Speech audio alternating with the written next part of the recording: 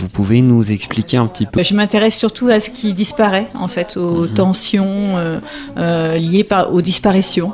Donc que ce soit des disparitions culturelles, des disparitions environnementales, enfin voilà. Disons que globalement, c'est ça qui résume le mieux mon travail. Pour 3 matériaux que vous utilisez plus que d'autres? C'est vrai que j'utilise souvent de la plume, de la ficelle, de la paraffine.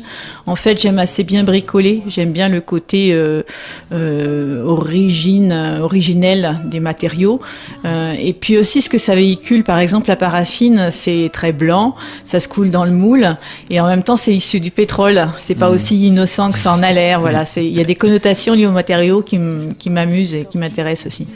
Donc votre dernière collaboration avec eux en date, Oui, voilà. Alors j'étais invitée en résidence artistique sur l'ouest de la Réunion pendant 3 mois, et j'ai travaillé avec près de 800 gamins, voilà, qui ont réalisé avec moi et leurs enseignants des formes en volume, des chimères pour cette fois-ci, donc des mélanges d'animaux fabuleux en volume, et toutes ces chimères ont été exposées ensuite dans le lieu d'accueil des enfants pendant le Tempo Festival qui s'appelle l'Arrosoir.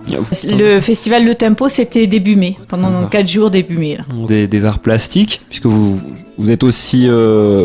Très peu auteur, mais surtout éditeur. Oui. Éditeur, oui. Oui, je reviens de Mahanour, où j'ai travaillé avec 2 classes de CM1 d'une école primaire publique, dans le cadre d'un projet qu'on mène depuis 3 ans avec la coopération décentralisée Basse-Normandie à Tsinane. Et donc avec ces enfants, on a travaillé sur un conte traditionnel qui nous a été raconté par une conteuse, Marceline Vavirou, qui est originaire de Brickaville. Les enfants ont choisi l'histoire qu'ils avaient envie d'illustrer et de travailler. Et puis pendant toute la semaine, j'ai animé un atelier d'illustration pour eux.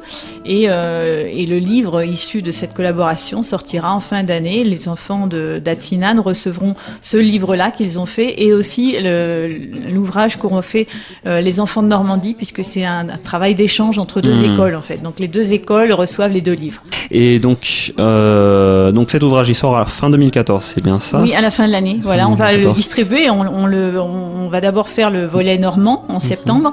Ensuite, les livres partent à l'impression, et puis en décembre, on revient juste au moment de Noël, distribuer les ouvrages aux enfants de Mahanour. Intéressé de voir un conte écrit par les enfants de Mahanour, c'est bien ça? De Mahanour, voilà. Dessiné, illustré. Dessiné, illustré et choisi surtout. Choisi par les enfants de Mahanour. C'est assez étonnant ce domaine des contes, parce que en fait, on s'aperçoit qu'ils sont assez souvent...